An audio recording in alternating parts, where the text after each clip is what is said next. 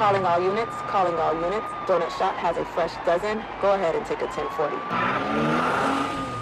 Welcome back to the Donut Shop podcast. Stories are going to hit hard today, and the guests are trailblazers. I'm here with Chris Kuras. He's a SWAT operator for a local agency down here in South Florida.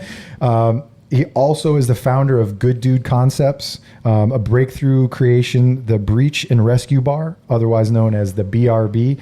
They're sitting here on the table. We're going to talk about those a bunch today. Check out what that is and explain that. So it was born from real world frustrations and real world concepts. We're going to talk about some strength training. Used to be a strength trainer, probably, well, still is. You guys can see the towering over me at the table. And then we're going to talk about tactical mastery, all that kind of stuff, good SWAT stories and all that. So welcome back to the show, and welcome, Chris. Thanks for coming out. Awesome. Thank you for having me. Yeah. So it's pretty cool. I've seen you.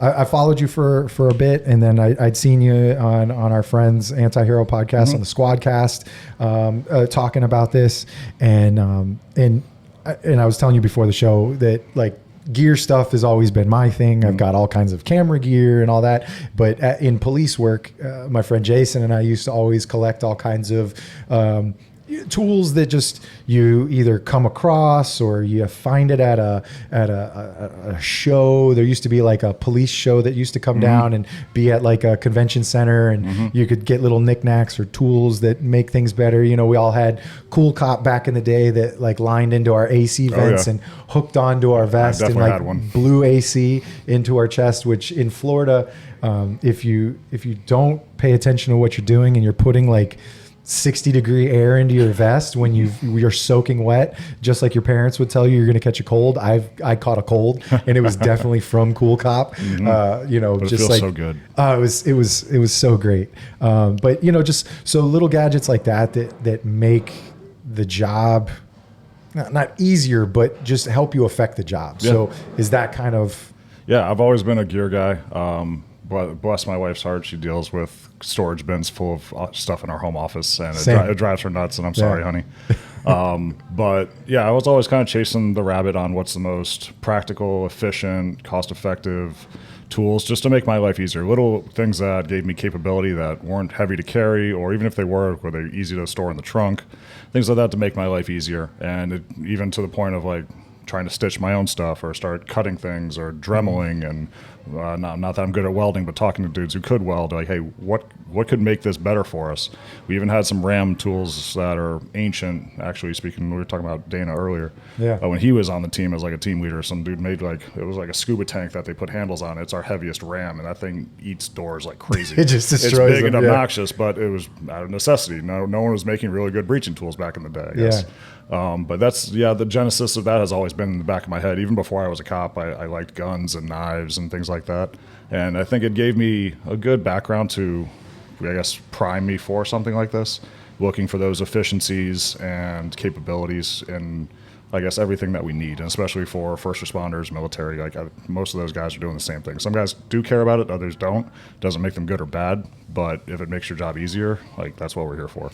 Yeah, I mean that's perfect, and really a great intro for it, because that'll be good. We can leave that right at the front, and then so let's go back and talk a little bit about your background and where you come from. It excites me a little bit because it's UCF, and that's where I went to college, and so you were strength and conditioning coach at UCF for about just the athletic department. Yeah, so the athletic department. So when I was at UCF, I was not a talented athlete growing up. I always had injuries and kind of used my body like a cheap rental car. Okay. And it's definitely catching up to me now, unfortunately.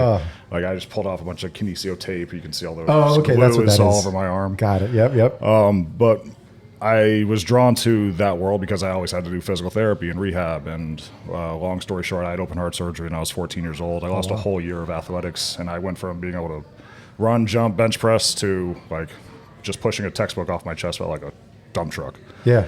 So my parents, being amazing, paid for the best strength coaches and everything to get me back. I had great strength coaches at St. Thomas Aquinas, where I went to school, and they got me back, and I fell in love with that process. So when I got to college, I was like, okay. So I started studying health and exercise science, and got linked up with the athletic program through a crazy series of events, but ended up interning and working for Coach Ed Ellis, who was there under Coach O'Leary for God knows how many years. Yeah. And great program. Very like West Side Barbell mentality. Okay. The old Louis Simmons, like, and it made me, you definitely had a similar culture to law enforcement where it's that kind of tough, gritty, trash talking with your coworkers type of thing. Yeah. Like, I remember to this day, it was like, oh, Coach, he would like walk around and be like, hey, that was a pretty good set. It's like for a lesbian. Yeah. So he was a great mentor. I learned a shit ton. Still to this day, try to keep in touch with those guys. I just went and visited Scott Sinclair. He's the head strength coach at Georgia. That's a crazy facility. If you ever get a chance to see SEC football behind the scenes, wow. Yeah. But worked there for about 5 years. I saw the writing on the wall towards the end after we won the Fiesta Bowl that Coach O'Leary's tenure was getting ready to end, and there's no job security in college athletics. Yeah. Like especially for the strength coaches, they're married to the football program. You have a bad season or two and you get the boot, and guess what? Every 3 to 5 years these coaches have to uproot their families and go to a different university or program. That is because I remember that, like, just talking to people when I was at school or at UCF, like people that were doing like sports marketing. Sports marketing is another thing, like and seeing these athletic teams, like, I've watched, even as like low level as like the Fort Lauderdale Strikers, like the soccer team that we had in like the city of Fort Lauderdale, and then we've got like the Florida Panthers and stuff like that. When you meet people that are working and you're communicating with them within the team front office staff. Oh, yeah. It's like that stuff changes over, and because it's all finances, it's all friendships, networking, and stuff like that. So you can't get, you're probably never at an athletic program going to find that old guy that's just a staple of an athletic program, unless he's like basically turned into a mascot of the college, or some prevost in the college it's a family member and he has to stay. Sure. But and the economics behind college sports, seeing behind that curtain a tiny bit that I did, is incredible. Like the TV contracts, and now it's even crazier because players getting paid. Yeah, with NIL, name, image, likeness, and all that. I can only imagine how crazy that is. I'm glad I'm not part of that, because that's just a whole, recruiting would be a disaster. I couldn't be part of that. I'm glad they're getting paid, but it's also a double-edged sword, I think. It's just, it was a great experience. Now you're almost dealing with like agents and stuff as like a coach, and you think like that's one of those things. Like I think back to when like Nick Saban left the Miami Dolphins, and it was probably because he had come from college, knew how totalitarian he could be over his program, and then he goes into the pros, and it's like you're dealing with prima donnas, the best of the best, all that kind of stuff, and agents, and you've got 3 levels of people just to talk to a player, that kind of thing. And then he goes back to college, but then he probably saw the writing on the wall coming in, and he knew he was the king of Alabama, and he'd done so well for championships and stuff in the program, and they were just churning players out to the NFL. Yeah. But there's a style behind that. Oh, yeah. And he probably said, I'm the old way. Yeah. Like, I've got to go. You have to have the perfect recipe. And he obviously did based on his success, but seeing how he motivated players, like, hey, we're here to win, and if you're not going to help us win, like, I'll find somebody that looks just like you that will. Yeah. Like, it was everybody fighting for that seat at the table, and that culture, I think, is super important. And like special operations, SWAT teams, police agencies, like, holding that standard and keeping your guys accountable will gain you success. But once you start mixing in now all the financial stuff of money, and like you just said, like, oh, this dude's making 10 times as much as Nick Saban, how did you get him to buy into what you're trying to do? It's way more complicated, and I wouldn't be surprised if that played into his decision to leave. Yeah, it probably did. But like I said, his success is legendary. Like, he's going to be considered one of the greatest forever. So he figured it out. Yeah. So UCF had, in that time, UCF was, people probably could give 2 shits about talking about college football or whatever, but like I went there and I watched it grow, and like with the new stadium on campus and the field house being built, and they just good good local boosters, like bringing in money and stuff like that. So you probably had some of the most, at the time, state-of-the-art facilities as it's growing. And it's and for Central Florida, it's even bigger now than what it was then. I think when I was there, we were the only one with a full-size field indoors. Indoors, yeah, you're correct. I think everybody has one now because it's obviously bigger money and everything. But yeah, it was definitely nice. I know they've upgraded the facilities. I haven't been back there in a couple of years. I definitely want to try to go to a game this year. But I remember last time I was like the UCF versus Navy game, I went with a couple of buddies, and I was like, God, this place has grown. Every time you go there, it's just like driving downtown. There's a new skyscraper up every day. Yeah. Like, it's crazy. But it was an amazing campus, an amazing experience. Like, I wouldn't trade it for anything. Yeah. Such a cool place. But so you went to school there and then rolled that into a career there. Yes. Okay. So you got both sides of the coin, basically being a student and walking around the hall or walking around the buildings doing that, and the you can't finish where everything was a dirt parking lot and all that, and then it grows up, and then you get stadiums and buildings everywhere, and it's an amazing place. I was up there with police explorers. We were doing a competition over the summer in Seminole County, and so I had friends, or a friend of mine is a commander in their police department, so I hit him up and was like, hey, can I bring the kids over and do a tour of the police department, talk to the chief, all that. He's like, well, come on over, and showed him the school and just give them a different, because they'd obviously seen our police department, but give them a different outlook on a different style of law enforcement, because law enforcement in a university versus a city or a sheriff's department is way different. There's a lot of similarities, but just different stuff that you're doing. You're basically on a big school. You're just all SROs, for the most part. But you still have to have like the tactical elements for obviously active shooters happening in college campuses. So you have to still have all the resources and assets, but you're not doing this. You're doing the same things, but just on different levels. And I think it's a cool diversity of the job that we work. All right. Well, we'll take. I'm going to take a quick break, and then we'll come right back and we'll talk about transitioning sort of from athletic training, using that, and then getting into law enforcement or whatever. So we'll be right back. Hey, what's up, guys? Want to talk to you about Tasty Gains. They're a sponsor of Counterculture Inc. We love them, been using them, and I enjoy it. It's a little gummy. It's got like 1 gram of creatine in there, so you take 3 a day, knock it out. It's making a difference, and it gives me a little bit of sweetness too during the day. I can keep them right in my backpack in my car at work, and they don't melt. You can see this is the mango pineapple. It's my favorite flavor. But check it out. Use code Counterculture to get 20% off on Tasty Gains. So check out Tasty Gains. They're great. So get your swole on. All right, we're back. So I have kind of a transitional question about the athletic training Division I. So what did working with a Division I athlete at UCF teach you about physical performance, resiliency, and recovery that you later carried on into like law enforcement and like SWAT? So like, how are you able to like base that knowledge into what you do now? So the biggest difference between, I would say, the athletes is it's seasonal. So you can program your athletes to get ready for season or get ready for camp, or then there's in season, then there's postseason, all this kind of stuff. But with our job, there's no real off season. So there's a way to train that you are not burning guys out. But as far as like resiliency, and I'll give my old bosses all the credit in the world, like they were that old school type of, hey, you're going to push until you feel like you're going to fucking pass out, and then you're going to keep pushing and find your limitations.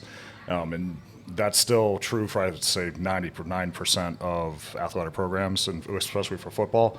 Like, you have to have that grit. Like, you have to have like that second gear. Like, hey, it's overtime or it's the end of the game, and we have 2 minute drills, that type of thing. Like, dig deep and let's fight to try to win, stuff like that.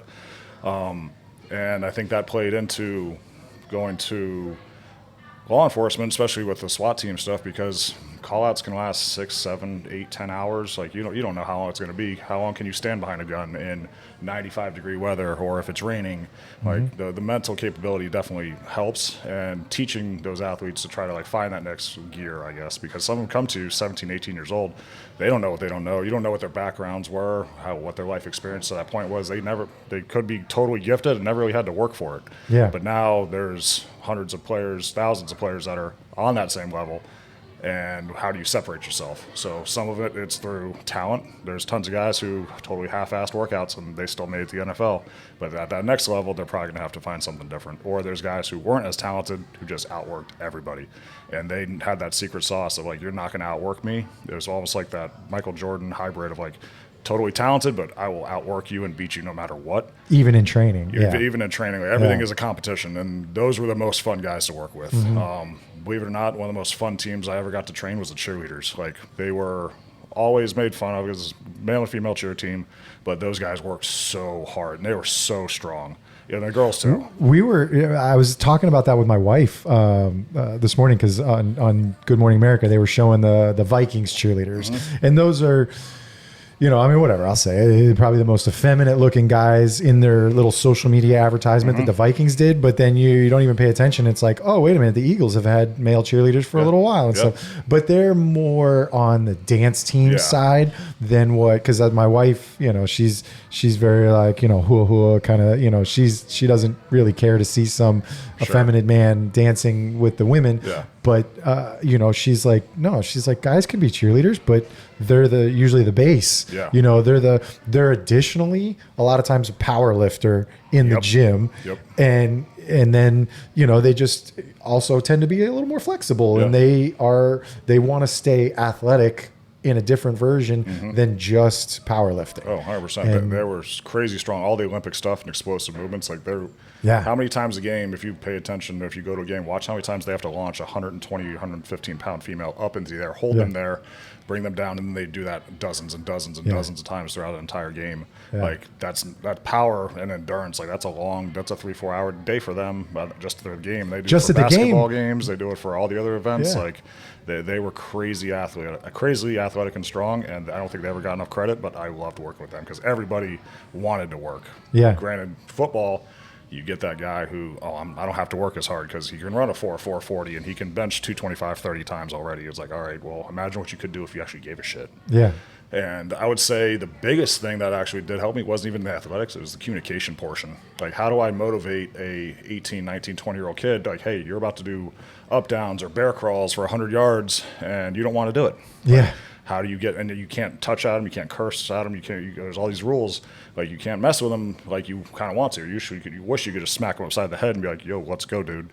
But you can't. So learning how to communicate with people, and there's times where I was nose to nose with Division I athletes, and they're like, well, fuck you. I'm like, well, fuck you too. Like, get to work, let's go. We're trying to win a championship. Like, we're not messing around. And you have to learn how to, a little bit of sports psychology in there, a little bit of mind games, do mental judo, whatever you want to call it. Yeah, finesse. But you have to kind of connect with them. And there'd be times where you knew that athlete wasn't the person you should be talking to. Let another coach go talk to him. Or bring the boss in. Like, if the boss is talking to you, it's way different. But you try not to bother him if you don't have to.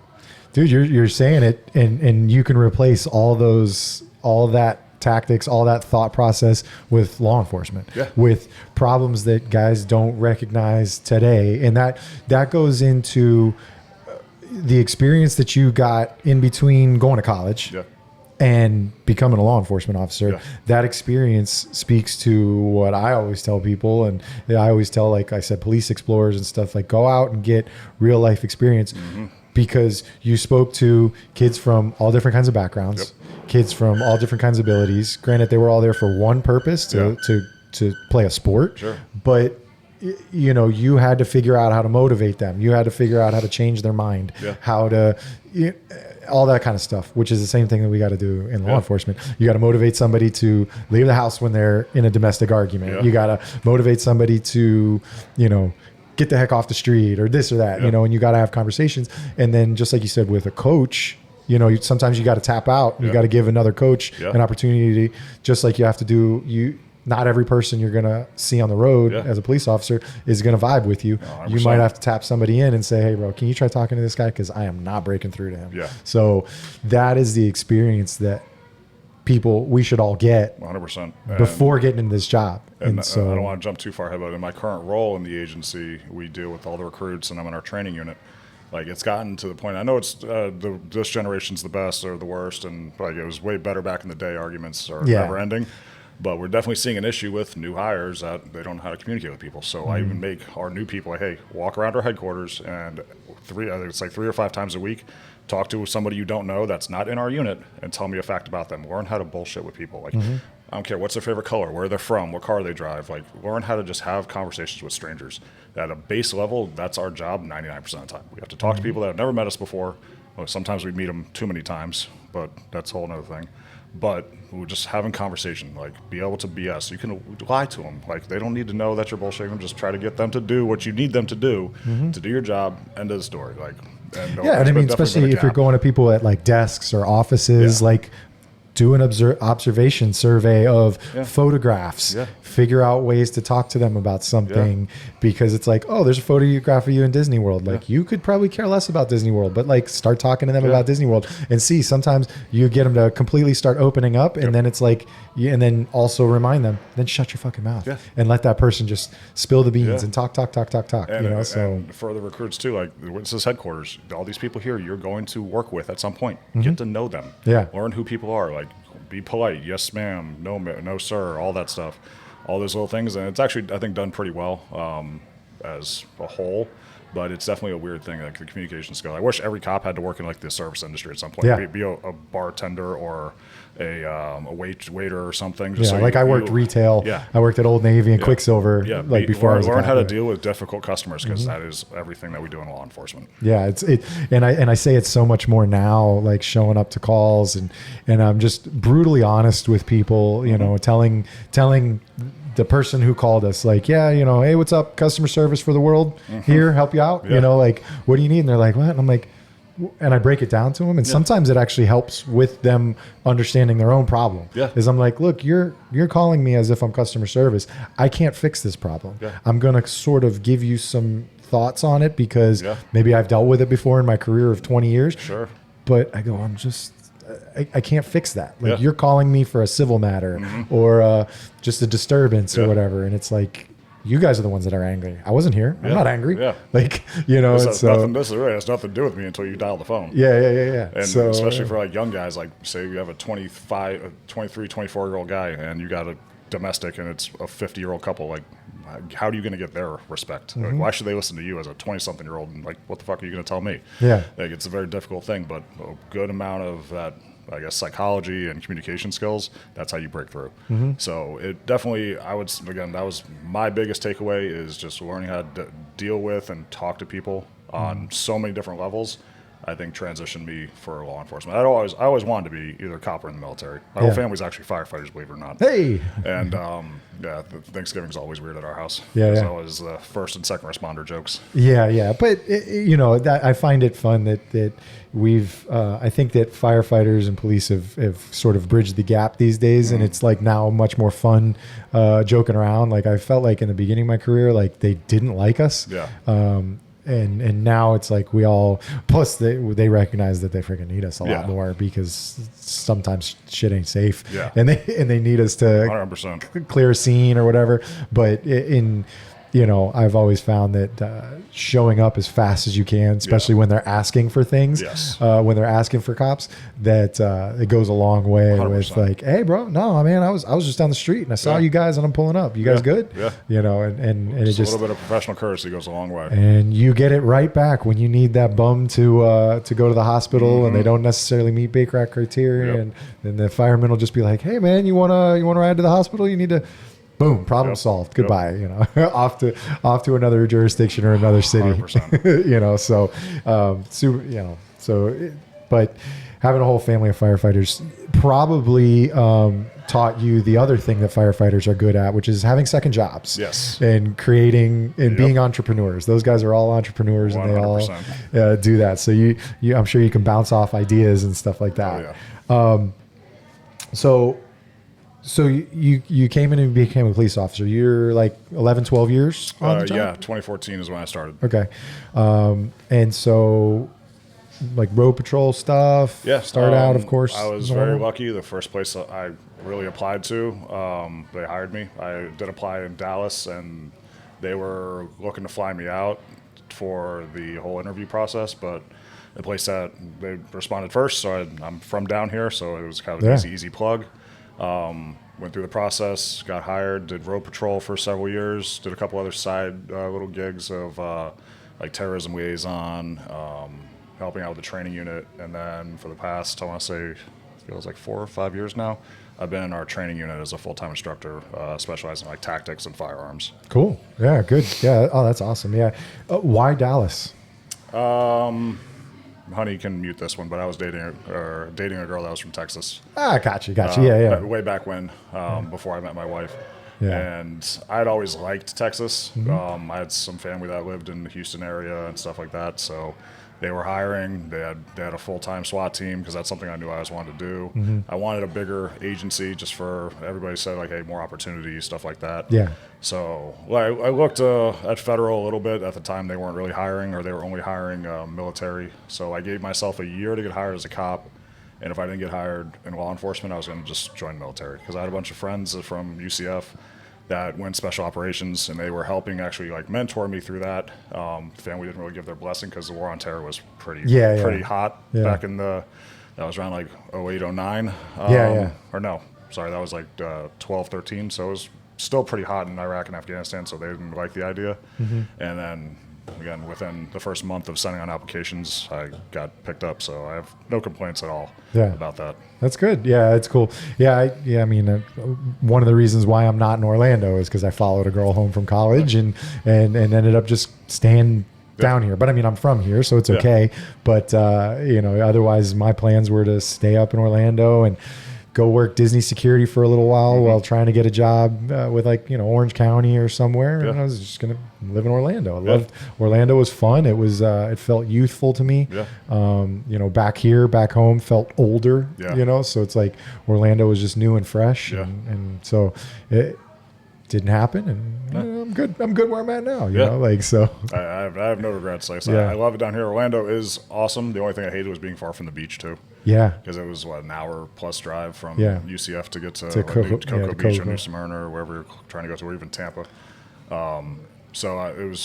There was a love-hate thing sometimes because I'm like, in the summertime, I'm like, this is just a giant swamp. Yeah. So I wish I had some salt water or at least an ocean breeze. So that's the other thing up there. It really gets hot, because you're in the middle of it, and so the wind just doesn't seem to get there like it does here for us. Where people, the guys from one of our sister podcasts or friend podcasts, Tone Alert, they're out of the Vegas area, and so they know a dry heat. But then they were here last weekend for our live event, and they're like, "Bro, how do you guys live here? Like, how do you breathe? It's like breathing soup." And I'm like, yeah, I mean, I don't know, I've been doing it a long time, but I was like, I guess you can, I definitely know, like, when I've traveled or been away or been to Europe for like a few weeks, and then you come home and you walk out of Fort Lauderdale and you're like, whoa, and you get slapped in the face with the humidity and stuff, but you get used to it. It is soupy. It is, but I still wouldn't trade it. Like, do I plan on staying here for the rest of my life? No. Yeah. But I love it down here. There's no real complaints I can make. Yeah. I mean, there's just a lot to do. Yeah. There's a lot to do. You can go move up in the mountains and stuff, but everything's everything's 5 minutes away. Yeah. So it's good. Where was I? Okay, here we go. All right, so we'll take a quick break and then we'll get into what the genesis of creating your companies. Sure. You've got 2 now, and then this tool. We'll kind of get into talking about that and telling some stories. Sounds good. So we'll be right back. Yo, what's up, everybody? I want to let you know I have a new website format. Same website, donutshoppodcast.com. But this time I'm running it through Shopify. Make it much easier to purchase items because aside from the hats that I have up there, Donut Shop Podcast, PVC hats, the blue line snapback, laser mesh, nice and clean on the inside, comfy hats. I have some other swag, t-shirts, can koozies, just some other stuff that I put up there. I'm running the website through Shopify, and so it'll make it real easy for you guys to go on and purchase some stuff and support the show. So thanks for tuning in and following the show, and don't forget, donutshoppodcast.com. Thanks. What's in the cup? Guys, what's in my cup? Blackout Coffee Company. We joined up with them. I've been drinking it and I enjoy it, and I think you may enjoy it as well. So you can go over to our website and click the link, Or you can just go to their website, blackoutcoffee.com, and use our coupon code to get 10% off. The code is DSP10. So go over, check it out.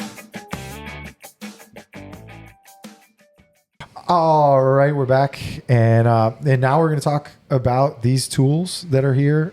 I'm excited to hear more about it, and then So what's kind of the story? I know I've read the story, but Sure. for the listeners, like what do we got with this story? Like, what brought you to this? The product or the company? We'll start with that. Whatever came first. The product definitely came first. So as I've talked about previously on a couple other shows, we unfortunately had to respond to Stoneman Douglas. Yeah. Very bad day, obviously, but we had some issues because I was newer on the team. Because I'm a big guy, they want to make me a breacher. Yeah. So I was teeing the collapsible breach gear that is now pretty standard for most teams. And because, like most critical incidents, when you don't get the first one there, you're parking half-mile away. So I grabbed just a Halligan, and I think one or two other guys had breaching gear. And the master keys they gave us didn't work. So when they said, hey, your team, go take that wing and go start clearing everything. So as we're doing this, it kind of frustrated me that they always had to, hey, breacher up, hey, breacher up, hey, breacher up. So I'm like, okay, not a bad thing. I was happy to do the work. I was excited to be doing the work. But I went down the rabbit hole afterwards, like, why doesn't everybody have something like super compact and easy to carry that you can throw into a plate carrier or a pocket or a vest? Like, you just get you something. Mm-hmm. So tried everything I could get my hands on from Home Depot, Harbor Freight, the internet, and nothing really scratched that itch. So started just drawing, like having beers and cocktail napkin ideas, and was very blessed about, I don't know, 5 or 6 years ago. Got deep into the training world. I've always been like passionate about training and shooting, and I've been super blessed to have great mentors and a network of good dudes. Like, they took me under their wing, taught me stuff. I got to bounce ideas off them all the time. And through those networks of friendships, found people who were like, hey, I can do CAD files if you want to make this thing come to life. Yeah. So I was like, sure. Like, here's the idea, the dimensions, the idea of functionality and everything. And then got linked up through other friends with my partners that I'm working with now with Colonel Blades, who had the manufacturing, the logistics, and everything. And before I knew it, they had prototypes. And we started testing and beating the hell out of it. Made a couple of tweaks and adjustments, more testing, all that stuff. And pretty much within, 4 or 5 months, we were able to bring it to life at SHOT Show 2025. Wow. So it was a very aggressive paced process. Still learning a shit ton through all of it. But the fact that we were able to bring it to life so fast after so many years of frustration of dremeling tools and trying to like weld and make my own, and nothing scratched that itch. So I was like, I'm done trying to make other people's products work. And I'm not an entrepreneur by any means of having business savviness or knowing how accounting and marketing works, but I had an idea, and these guys believed in me. So very blessed that they did, because it's been a wild, exciting ride, and it's doing well, so I can't complain.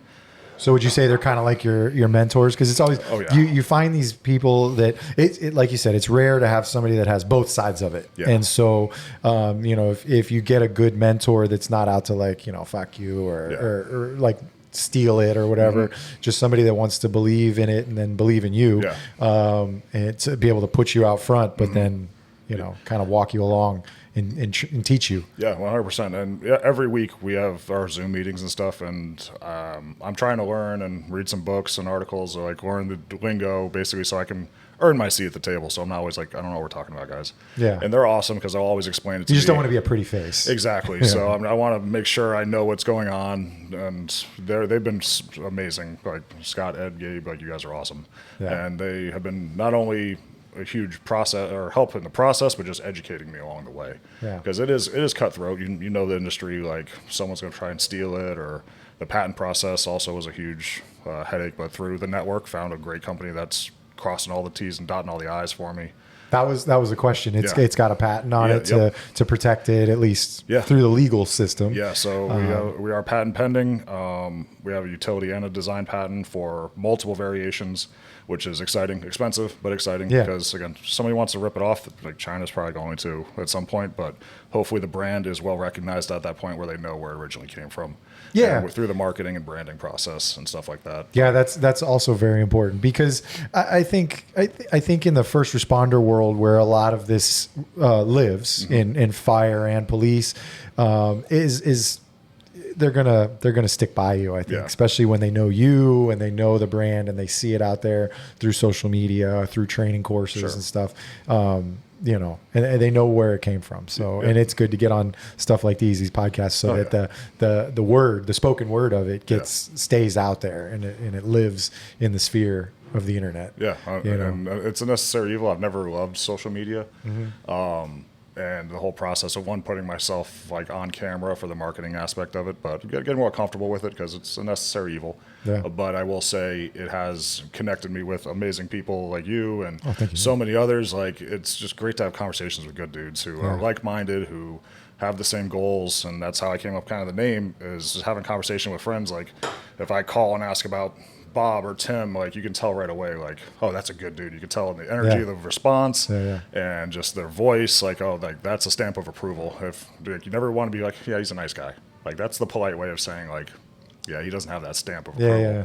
So, and that's how I came up with the name of the company, which was I had a list of all kinds of crazy names, and like once that one left my lips, I was like, that's it. We got to go with that one. So. Yeah. And it's just, and it's easy to figure out. It kind of speaks to a lot of things. It doesn't pigeonhole you into something. I mean, except for maybe dude, like, you know, chicks can be dudes too. Yeah. I say it all the time. My wife's from California and stuff. So it's she uses man a lot, you know, but I call her sisters, hey, what's up, man? Yeah. Like, you know, it's just a universal term. Nobody cares or whatever. When you talk about the R&D stuff, I'm going to pull my buddy's pry tool. So it's almost like a mini of yours. Yep. And my buddy did a very similar thing. Worked with a lot of, because we're in the EDC in the knife community and stuff. So he did that same thing. It's called an impact. I love it. It's got a bit of a knuckness to it. So if you did need to throw your thing, well, no, and you flip it over and you hold it underneath. And so you got a little bit of that. It's got a little bit of a sharpness. That's actually 3V steel. So that's actual steel. He makes most of them titanium just because it's a little cheaper. But titanium is cheaper. Is it? No? I don't know.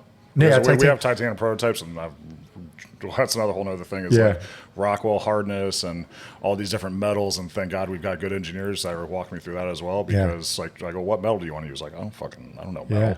So I was like, I have to lean on other people that are experts to teach me and go through the process. But yeah, this is definitely a bad little tool. I like this. Yeah, it's got a little like hex thing in there, so you can put a drill bit in there and kind of do your thing. Yeah, but you could definitely pop a little lock with this too. Yeah, I mean, it's good for Amazon packages. I keep it. It's got a little sheath, and it's quick. It's not as scary looking to some people as flicking out a knife, but I could definitely put this in somebody's neck if I needed to, or slice their face. I mean, this thing's sharp enough. I could slice a body part. So it's a fun little tool that, you know, but it's 3V steel, so it's like a tool steel, like a screwdriver would be. So I mean, it's good and that's why I keep it like when I do this, because sometimes I've got flathead screws that I need to tighten down, and I'm like, I'll bring my impact with me. Oh, and then it's got a bottle opener to it, so that's all you need right there. You know, so it's a little multi-tool, but it just made me think about when you're saying, so when you go through the design iterations and little changes to it and things, and like I love watching the videos. You guys can go to his social media. I'll tag everything underneath in the description on both of these, but the video of these things really just, it speaks for itself, and it explains and shows, like when you've got the firemen out there and we're thinking like Jaws of Life, but the ripping of glass and the opening of glass, and that's what it does. So that was the most frustrating thing, actually, because I'd responded to enough car accidents that were rollovers or whatever, and the firefighters had this big tool that was like the size of a golf club, that it was the only thing that you could really cut through the laminate glass with. And then with the new safety standards for ejection mitigation, the side windows are now laminate. So we've had people drive down boat ramps or cars flipping over in canals or whatever the case may be, cars with water and or on fire, or maybe they're just hurt and it's rollover. Like, it doesn't have to be a crazy hazard, but like you needed to get in there quickly, Yeah. and there was no tools. Like there's dozens of videos of guys getting their ass handed to them trying to use a tire iron or Fucking a asp. baton. Yeah, Yes. the word you're Yeah. tearing your labrum or you're Yes. blowing your shoulder out, trying to beat the crap out of a windshield with a freaking the tip of an asp is just. Yeah, and you're getting your ass handed to Yeah. you, and it's just a lack of capability in the tool. So when I decided I wanted a breaching tool, I wanted to combine the worlds. I was like, all right, how can I make this also vehicle based to cover as many aspects without compromising anything else? And that's where the serrations kind of came in, and how we kind of came. Yeah, it kind of looks like a little mini Halligan, but this beak, I only call it that because my wife says it looks like a bird. No, totally. It's got a little bit of a what's it the pandemic guys with like the beak, you know, kind of thing. Yeah. Yes. I was actually that for Halloween a couple years ago. Okay. Yeah. But yeah, the beak is designed basically to break glass or break into things. So we've been able to bend metal, filing cabinets. It'll break tempered glass. Because you've got a bit of an angle to it to be able to pry. Yeah. And then opening door, out opening door. We had to leave some girth in there for the strength because in the testing we found some of the other tools that I had in the process were either bending or breaking at this point. So I just said we just beef it up just a little bit and try to chamfer the angle there. The serration's not sharp enough that they're going to cut you. Yep. But you can leave it exposed. You don't have to have it in a sheath. Yeah, cutting that laminate glass just like butter. And we have some videos. We partnered with Blue Alpha, the nylon company based in Georgia. They make awesome belts and pouches and stuff. They actually made a custom pouch just for this for us. We did a bunch of testing with the tool, but also just some technique how-to videos because we've had a ton of those, and I only have so much free time to get in front of a camera. But taking the backside and just like basically scoring a line of where you want to cut weakens the integrity of the glass, and then it cuts through even easier. So 4 or 5 quick hits, and then zip, zip, zip, zip. And the window just falls out of place and peels away. That's what I mean. Watching those videos, it's just like, bro, what is this thing? It looks like a K-12 rescue saw cutting through glass, and it's not. Yeah. You know. And there was one demo we did down in Homestead for my buddy Sean's event for first responders, and we had his 10-year-old niece was able to break a window with it. Awesome. So it's very capable. You don't have to be a 6'6" or 6'7" big dude to break the glass. We tried to make it also South Florida friendly. We're always getting rained on or sweating, so I added some texture here just for extra grip, like barbell style knurling. Yep. The little holes here are multi-purpose. Some guys wanted 550 cord wrap for extra grip, but we're also making attachments in the future. So one attachment that I'm working on is a painter's pole attachment. So hey, I got to break the second floor window or whatever. Hey, I can quick attach, quick detach, extend the paint pole, break and rake a window real quick. Smart. Things like that. Oh yeah, you SWAT guys love popping windows. Yep. Yeah, clearing. Let's rake the entire house's windows. The entire house's windows. We got to throw a couple cans of gas, but we're gonna do every single window. We had. I'm gonna break into a story. We had another agency. There was a barricaded guy, and it was old Florida jalousie windows in the front, and they brought out, we had our Bearcat, we had their Bearcat, or the other agency's Bearcat, and they literally rammed the entire front. And it was the barricaded guy was a roommate that was losing his mind, and he pulled a gun on our SWAT guys when they came to the front door and stuff to do the throw phone for the negotiators, and then so they backed out, and they basically remodeled the front of the house. And so the homeowner came home and he was like, well, I guess I wanted to put impact windows in anyways eventually. So you guys did that. You guys started the process for me. The demo team from the SWAT demo team took care of that. Here's the business card for risk management. I mean, maybe the city will pay for your impact windows. Those jealousy windows were burglars' delight anyways, so easy to break. And just demolish the whole thing. But so typical team all right, stuff. Sweet. Just pop that right on there. Yeah, and then the little bottom fork is actually more versatile for breaching, in my opinion, for out opening doors because the wedge, it's a 55-degree angle. Based on, again, some of the tools I tried beforehand, it was more shallow, almost like those bent screwdrivers. Yeah. That wasn't really enough to get a purchase in for in or out opening doors. yes, you can always mule kick an in-opening door most of the time. Yeah. But wanted something that would be a little bit easier for guys. And so one of the things that some people don't understand in Florida, exterior of the home are usually outer opening doors due to hurricane codes because they use like a steel door frame to add protection from storms, because if you had an inner opening door and you got a little bit of wind, or like you said, a mule kick, a tree branch could be the same as a mule kick, so it's going to pop a door open. So exterior of most homes and all homes and apartments up to code have to have an outward swinging door, and so that's kind of where you could speak to, and those would probably be on a SWAT team style. Those would be the harder in a rapid style, you could pop the hinges and stuff like that, and you can get the door open. Sometimes easier, but you guys have to deal with speed. And I never intended for this to replace like the good full size tools. But if my call for service is a 6th floor apartment building and my breach gear's in my car and I'm hearing, oh my God, he's going to kill me on the other side of the door. Like, I don't have that time. We can't show up to every road patrol type call with a Halligan, it'd a Halligan weird. And a sledge. Exactly. You're not gonna, hey bro, I just got a feeling about this one. Yeah, exactly. You'll do that once and then you'll stop that real quick. People are just gonna lose their minds watching us getting on an elevator. Hey, how you doing? Yeah, exactly. Where are you going? Exactly. Your kinder, gentler police department with a sledgehammer.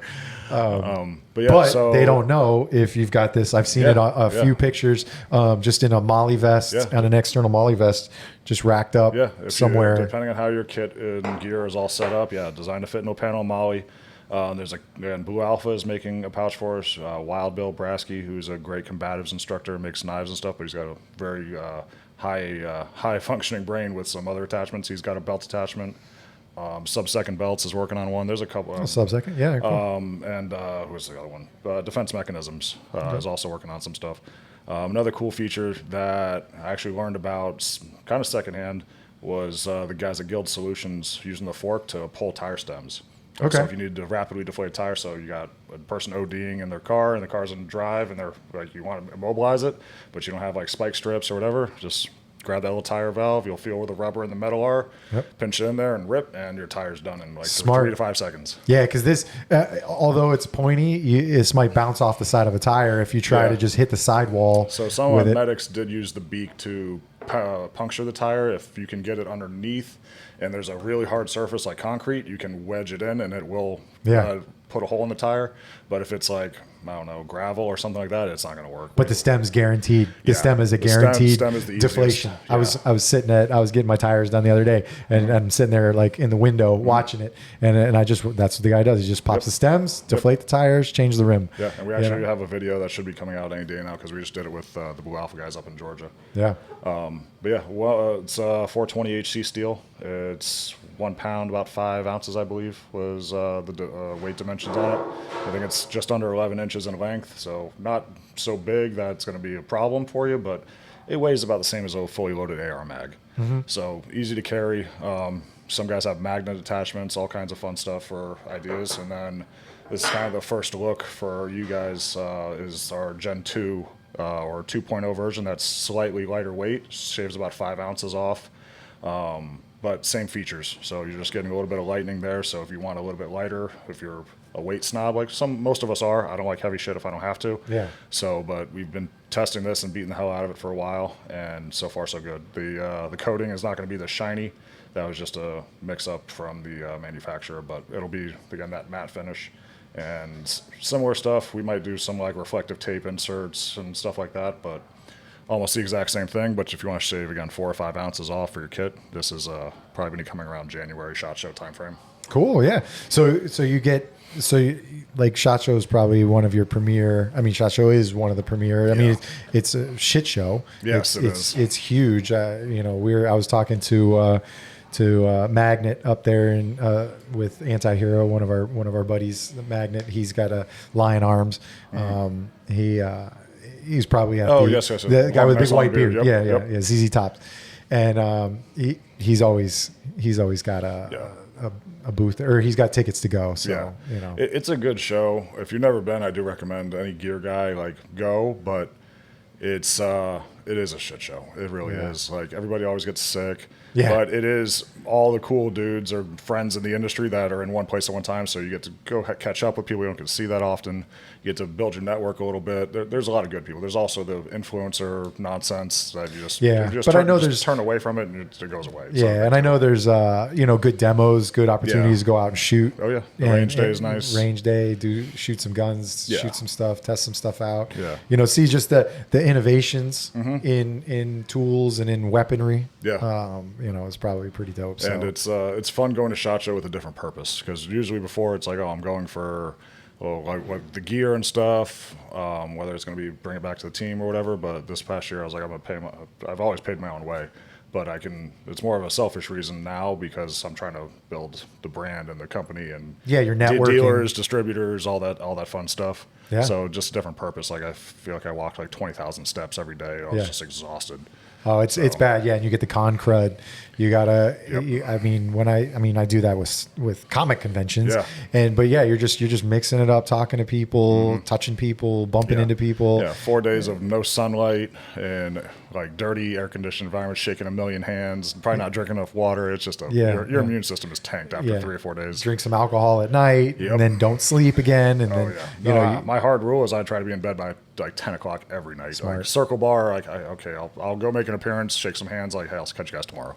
Yeah. Because if not, I'm just dragging ass the next day. Yeah. It's important you got to take care of yourself when you do those kind of things. So when you got that. So that was kind of like the genesis, and it's like, all right, I need sort of a company also behind it, and I need demonstration capabilities, and then you're already in the training aspect or in the training world with the current profession. We were talking about, how, use the job in law enforcement as a way to get experience, get training, learn stuff that you can apply to real world. Yeah. We were talking about that off air. So it's smart. So you did that, and now you've rolled it into. Yeah. I've been very blessed, again, through my career to, one, have great mentors and friends, and have the network of mentors and friends. Like, hey, if I have a question, like, where can I go to learn about it and stuff like that. So whether it's special operations military or just SWAT guys around the country or former SWAT guys. And that's how we kind of did some of the beta testing on this, like the guys at Guild Solutions and other buddies at, like my buddy Jack, he's in Louisiana. He's a SWAT guy, full-time guy there. Like, just around the country, just sharing it with the guys I trusted that are good dudes, and like, hey, give me honest, no bullshit feedback, and let's help me make this thing the best thing possible, and make it affordable, because we all know cops are cheap. And I made it a point when I talked to the partners, like, hey, I want this thing, like, even if the margins aren't the best, like, I'm willing to sacrifice making money to make sure this gives guys capability, because I do believe that this could be a difference maker in saving people's lives. And if somebody wants to balk at it being, oh, it's $125, I can't afford that, and then the next day they go to work and they can't solve a problem because of it, that would like literally break my heart. Like, and I'm not that type of guy. I've spent tens of thousands of dollars on gear that I probably shouldn't have, but an hour or two of overtime gives you a lot of capability was the goal. And that's going to be basically the principle or ethos of the sister company, which is Good Dude Consulting, because I want to offer affordable training for cops. There's great instructors all over the country, some better than others, of course. There's always a debate of resumes and nonsense, and not that I'm a know-all, but I'm confident in some experience I'd like to share. So offer active shooter training or tactics, firearms training, like, hey, for a couple $100 per day, like, we'll get you squared away as best we can, and if I can't do it, I'll find somebody who will. Because the plan is, like, most agencies don't have huge budgets. A lot of guys pay their own way for training, so I'm never going to charge guys like, hey, you have to pay me $700 per day to come learn something. Like, I can't do that. That's the community I come from. I'm never going to price gouge them. So I find it I struggle with it a little bit, because it doesn't make sense to most business people, but I'm like, no, I can't do it. I don't want to. So if it's not affordable for cops, I'm probably never going to do it. At the end of the day, it's hard to price things out in general, and I find that with myself, with consulting sometimes on like podcast type stuff or photography, and my wife consistently beats my ass about it. Is like, her bottom line to me is like, listen, if you go work overtime or you go do photography, like, which would you rather do? I'm like, I'd rather go do photography. Yeah. But she's like, but you could make this much money doing overtime. So photography needs to make you that similar amount of money. You need to have that mentality of what you would charge for overtime versus photography. And I'm like, all right. No, she's not wrong. I'm still, and you mentioned like an imposter syndrome before, and we all do this kind of thing or try to stay humble with some of this stuff. So it's like, man, my photography is not that good. Like, why would somebody want to pay me more than $200? You know, because like I know what I've paid photographers like when we travel, like for every 5 years on our 5-year anniversary, recently our 10-year anniversary, when we travel, we hire a photographer in that area and we do photos. Like we were in Banff in March, so there's snow. Beautiful. She's got her wedding dress. I have a tuxedo, and we redo wedding photos. Nice. And so we hired a photographer out there. We did it in Moab for our 5-year anniversary. So we were on the red, spot. You know, with the wedding dress and everything. It was beautiful. That's awesome. But we paid a shit ton of money. Like you paid a lot of money, and I just can't see myself being able to do that. But I really think I could. Yeah, one thing that somebody once told me, and it still resonates, that helps me balance out a little bit, is how much time, energy, and money have you spent to get to that level of experience? So it's hard to quantify, like, I'm teaching a class, and it's, say, 2 days, 8 hours per day. Okay, that's like, say, $50 an hour or whatever, so it's $800, simple math. But let's say, all right, I've spent well over probably $50,000 investing in myself over the past decade of shooting and training with guys like JJ Racaza and Sean Griffith and some of these amazing competitive shooters. And I'm like, okay, and even the tacticians, like I've been very blessed to learn from some of the best military guys in the world that do hostage rescue and active shooter type stuff like 24/7, like traveling to go spend time with them, pick their brains, and like it all quantifies into something. So it's hard to put a sticker price really on that. Yeah. So yes, there's a balance, but I will say you have to have and it's hard being a humble, good dude, because you're like, you always want to not try to, I don't know, seem like you're not grateful or whatever the proper definition is. But there's a little bit of like, all right, I have to value myself at some point. So, but I'll still probably, if the needle's 100%, like I'll always stay at that 49% of like, all right, I'd rather still make it affordable. And at some point I may change that, but until then, like, I just want to be out there and helping people. Yeah, you want to, like you said, with the tool, you want to get it out in as many hands, because God forbid tomorrow somebody can't save somebody or can't do a rescue or help somebody if they didn't have it. So it's like they have it. Same thing with training. If there's a little bit of knowledge that you could have dropped into somebody's head, a little nugget for them, and make a difference, and it could have made it a little bit of a safer rescue or a safer, hit on a house, then so be it. Like I'd rather have that. And then there's also the frustrations that we've had where we're getting, like right now there's about 1,000 of these out in the wild now, and we're getting videos of guys using them with body cameras and stuff. We're trying to figure out how to navigate that to make sure we don't piss anybody off by using that, because we want to show the capability. Yeah. But there's been dozens and probably well over, probably a couple hundred at this point, of messages like, oh, I wish I had this thing. I could have used it last night. Or like all these bad situations where they wish they had it. And I'm like, I'm trying to get them out there as quick as I can, but there's the manufacturing process and logistics. Like, hey, I'm trying to get them out as fast as I can, but like, I wish I could snap my fingers by here. Everybody can buy one. It's not like it's not like he's trying to do a hype train thing. No. Like, we're only making 200 Jordans because we want them to be, we want them to have a secondary market where you're paying $1,000 for these on eBay or on a police Facebook page. Yeah. Yo, I got one, $1,000, buy it. Like my knife community. Sure. But but there's business to it. It's a small business. It's a up and coming business that you've got to work through it. Everything's expensive. Yeah, everything's very, very expensive. So good news is about a week or so from now. So hopefully by the time this airs, we have, I want to say it's a couple thousand units coming in. I forget the exact number, but big time. We've been doing the small batches because we basically harassed our manufacturer. Like, hey, we need a couple hundred now, which we launched at TTPOA. We sold 400 units in a couple hours. Then we just did another 700. I think it was around 4th of July weekend or a little bit before. And those sold out in total of, I think, like 6 hours. And it was like, oh, shit. Like, and that's all through the website? Yeah, all through e-commerce. And we now have a bunch of dealers and distributors on board. So of that batch of a couple thousand, those are going to those companies so they can sell them because they go to shows, they've got networks and stuff like that. So we wanted to offer it to them as well because I can't be everywhere. Like I try to hustle for all the big shows. Like I know NTOA is going on right now. Like I don't have the time. I still have a full-time job. Yeah. Got to keep the wife happy. Got to keep my boss happy. So if I could get these networks of good dealers and distributors, again, we won't work with anybody we don't feel is a good dude to break the brand, ethos. So it's been a fun, exciting process. And again, that's why I have imposter syndrome. I don't feel like I deserve any of it. But like I said, the tool's been performing great and all the feedback's been awesome so far. So no complaints really. Yeah, it becomes a point, and there's always a lot of conversation about how long, and I don't want to tip your agency off, like, are you going to bail out? Is it time to go?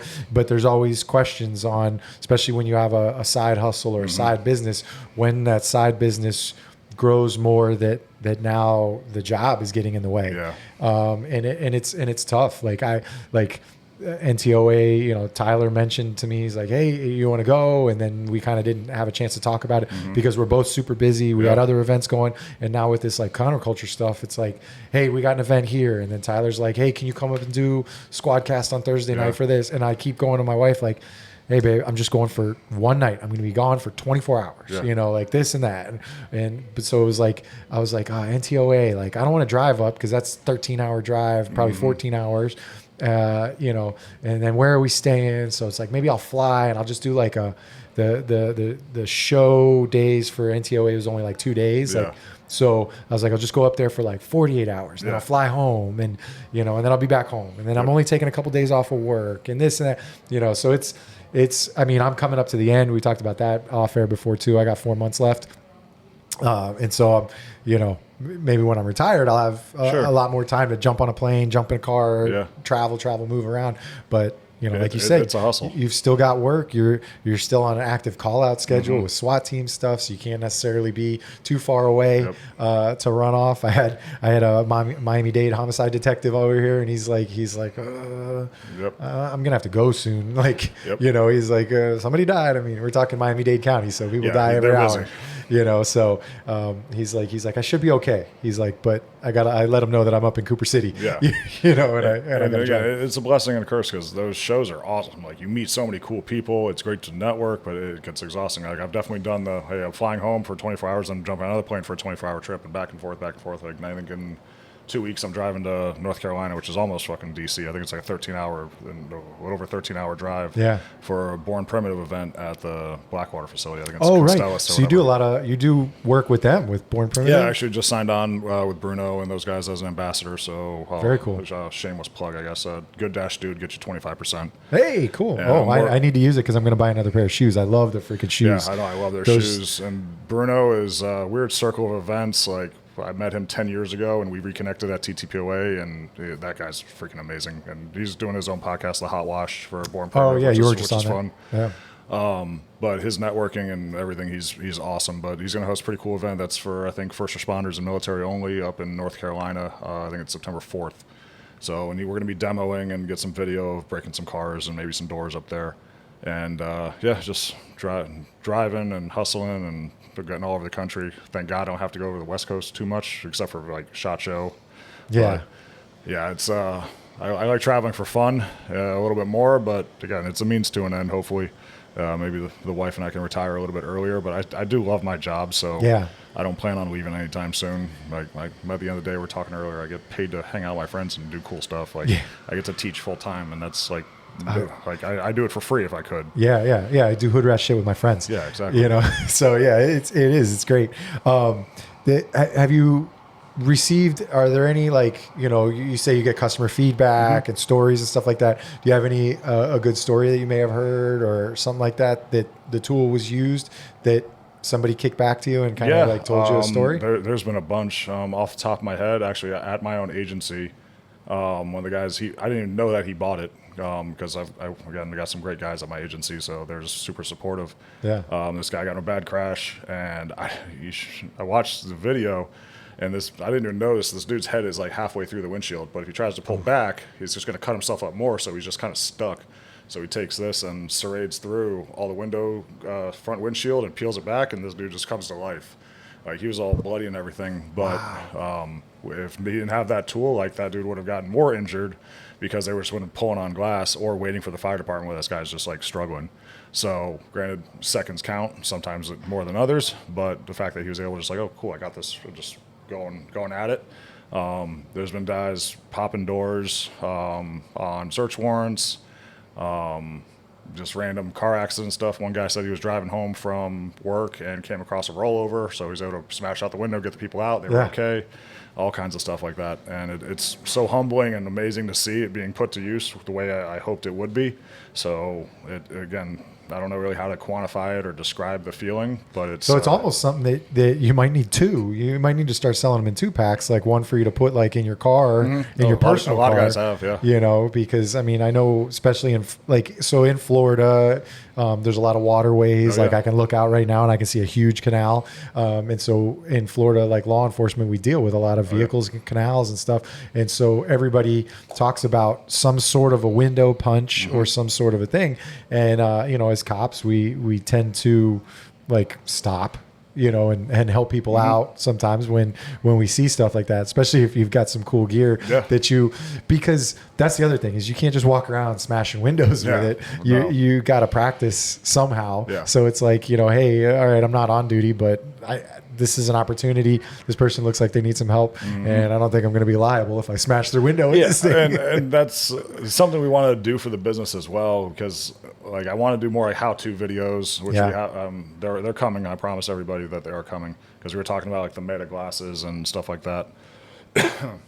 But we're working on figuring out the logistics of if an agency buys, say, a couple hundred, we'll fly to you or drive to you and do like a train the trainer. So, hey, bring your whole training unit, get some cars, get some doors, and here I'll do a full day or however you guys want pretty much, and put it through its paces so you guys can then train your several hundred cops that you're issuing them to. Yeah, excellent. There have been some agencies where, we want one in every car.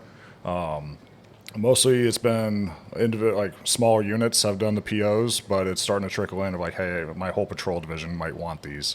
So it's like, then the logistics of, oh shit, we need to get like that order of a couple thousand might need to be over 10,000 to start filling some of the demands of just the market needs. Because I said, I wish I could snap my fingers and 10,000 make it to the shelves and they're in stock, but again, it's a process. Yeah, it's freaking tough. And that kind of brings to mind a friend of mine yesterday, Scott, that's been on the show.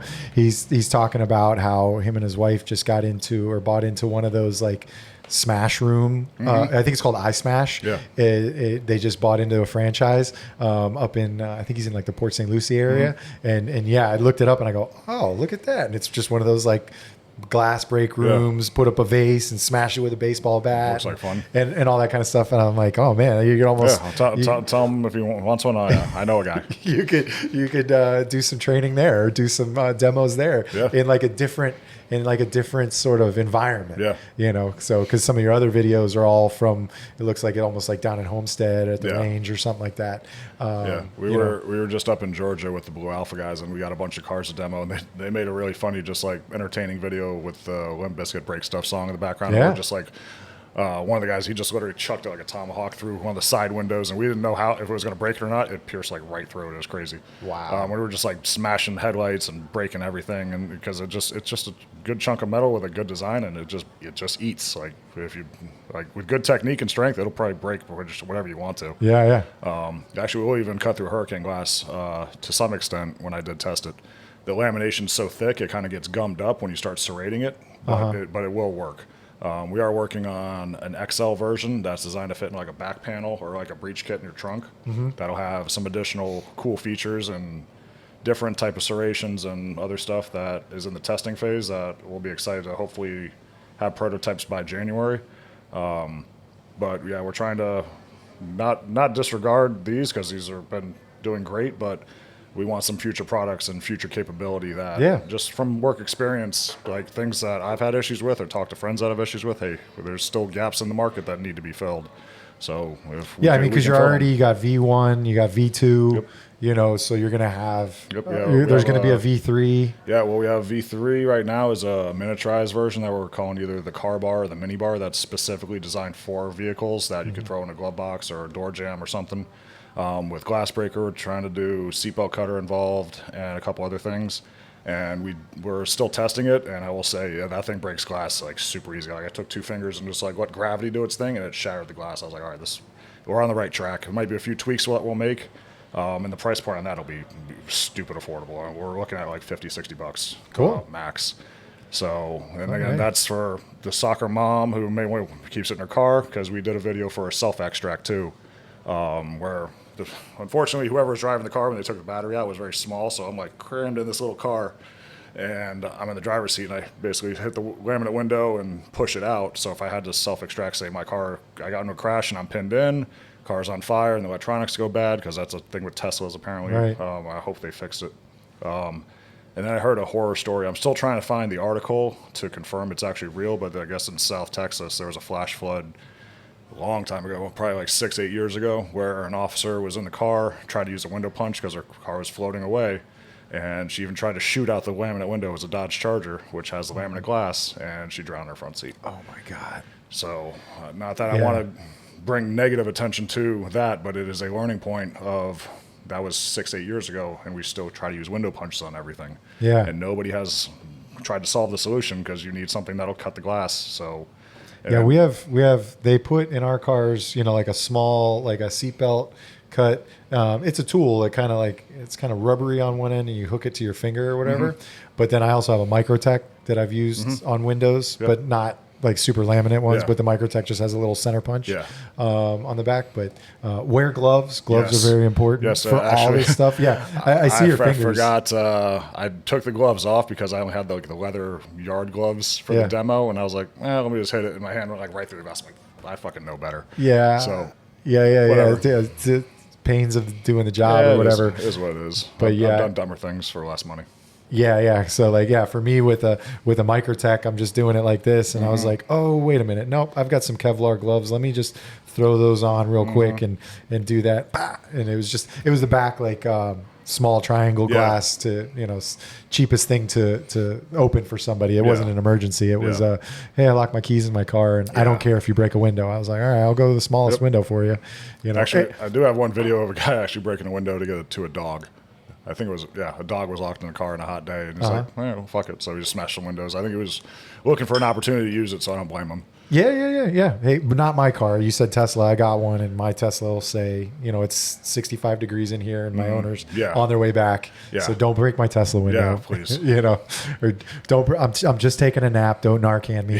Yeah. Stuff like that. So the silly things that we have to do because of the drug problems. Oh man, that's a whole other conversation. They're so it's so funny. All right, let me see. I'm just trying to see if I got any other questions. I mean, I haven't even had to even ask them because we've been hitting them. Cool. I mean, some of these ones were just, yeah. No, I mean, we hit them most. We hit most of them. Cool. Yeah. You got anything else? Anything else we need to talk about? One of my monitors went out, but I think that was just the battery for the video. Now off the top of my head, I encourage anybody who have questions, comments, concerns, please reach out. Our website just got redone.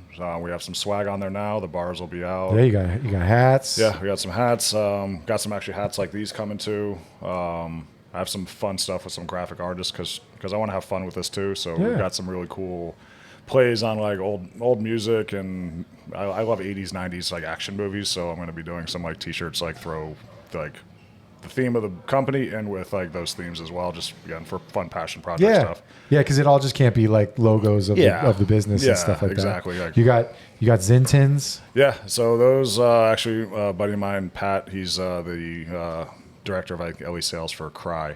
And he's like, yeah, we're big on challenge coins. Everybody likes those, but what's something you could actually use that doesn't sit on a shelf? So we're coming up with like the higher performance hats that we'll sell some of, but we're going to do some like limited edition things that are only for like dudes that you've done work with or you personally have a connection with in some form of business or friendship. Like here's something that like from the company that you'll actually use. One cool thing I'm working on is a challenge coin that's basically a miniature BRP that's about 3 or 4 inches.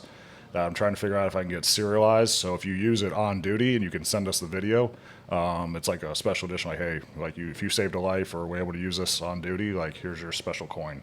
Totally. Type of thing.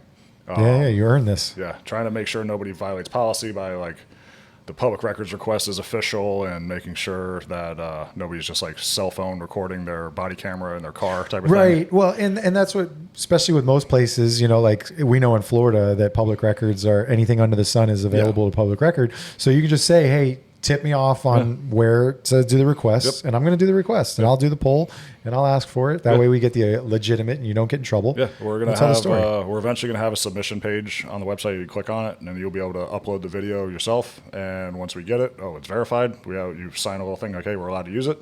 And here, we'll mail you a little swag pack or something with that special edition coin. Dope. We've been doing tons of giveaways too. Like there's all kinds of events and competitions and fundraisers. So it's been a lot of fun. Again, the internet's a blessing and a curse, but I will say it's been more of a blessing because, again, connecting with so many people. Like we just took a purchase order from Australia. I'm like, how did you even hear about us? Like we've got some stuff in Europe that like a couple onesies, twosies here and there. So maybe a couple dozen are in Europe and Ireland, Scotland, stuff like that. But like Australia was like kind of cool. I was like, that's a new one. Hell yeah. So we'll see. That's cool. All right. So what's the website so they can hear it? I'll put the links, like I said, down in the bios and everything like that. It's good-dude.com. On Instagram, it's good_dude_concepts. We also have Good Dude Consulting. I'm making a personal page that'll be like Good Dude Chris or something because I was told to do that too. Yeah. Just because more personalized stuff, so it's not like I can post a picture of drinking beers with some friends instead of like only business stuff. Yeah. So I can have fun with social media too, so it's not always business because it's a whole nother freaking job though. It's a whole nother job. It is, and learning how to do the camera stuff, and like I said, we're gonna have a bunch of how-to videos, and just because there's been demand for it, hey, how are you setting up your vest or your belts and stuff like that? Like, if you want to know, I'll share it with you because it's just the knowledge isn't mine to keep forever. So, and just based on my experience, if you want to hear it, cool. If not, then whatever, click something else. Hell yeah. No, it's awesome. And it's exciting to see a tool that you can apply and we can use for so many different applications and it's effective for our job and it's accessible for us, financially and stuff. And, you may need, I mean, most departments have like an extra duty equipment form that you fill out, but I highly doubt anybody's going to.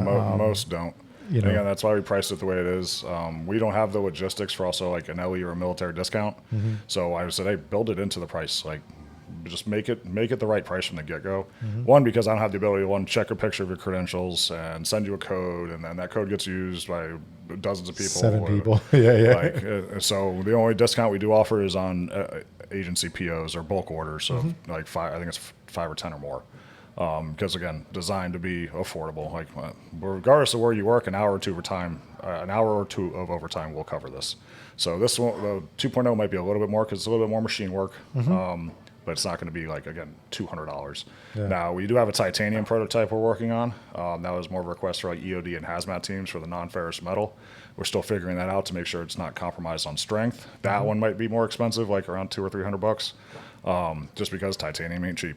And we'll cross that road when we get to it. But testing has been not bad, not great, but we're still figuring it out again, learning how different grades of titanium and all that stuff is all weird to me. All right, well, I'm going to wrap it with one question that I'm trying to work into it. So this is going to be really the first time I've asked it on an episode. Sure. Do you have anything in your 12-year career in law enforcement, or I mean, we can even go back to training and stuff. That is what's the word? Something that's like not like a tick but like a habit, like something that's ingrained in you that you have to do, that is part of your everyday, that somebody may see you do it and go, what the fuck is this guy doing? But it's just something you have to do. And some of it is based around law enforcement and maybe how we were trained. And maybe if you think of something, I'll tell you mine to explain it, like kind of where I get the question from. Like I said, I'm kind of R&D in this question avenue. but it's I probably do a bunch that I probably don't even realize. One that comes top of my head is every time I throw on a duty belt, I dry fire for at least like maybe a dozen or so reps to like make sure dot's there, grip is good. Like I love dry fire practice. I won't do it for hours, but everybody has 5 or 10 minutes a day, and it's been a game changer for me as a shooter. So that's always a habit I've been doing for at least the last, I don't know, 5+ years. No, that's a good one. I like that. Yeah, I can't really think of any other ones. I know I do. My wife, or guys I work with, probably like, yeah, you always do this shit. The one I ask is just, it goes all the way back to the police academy. You know, the things like not having change in your pockets and making noise when you walk around. You know, I am cautious of noise, discipline, and stuff like that. So for me, it's like I'm right side dominant for shooting. I do right left-handed. I'm fucked up, but I don't. When I'm carrying a gun, I don't carry anything in my right hand. It's always ready to. It's always ready to draw. And so that was always ingrained in me from the academy days, doing that. And so I've kind of thought about it, and I've created a t-shirt design based around that. Like, don't eat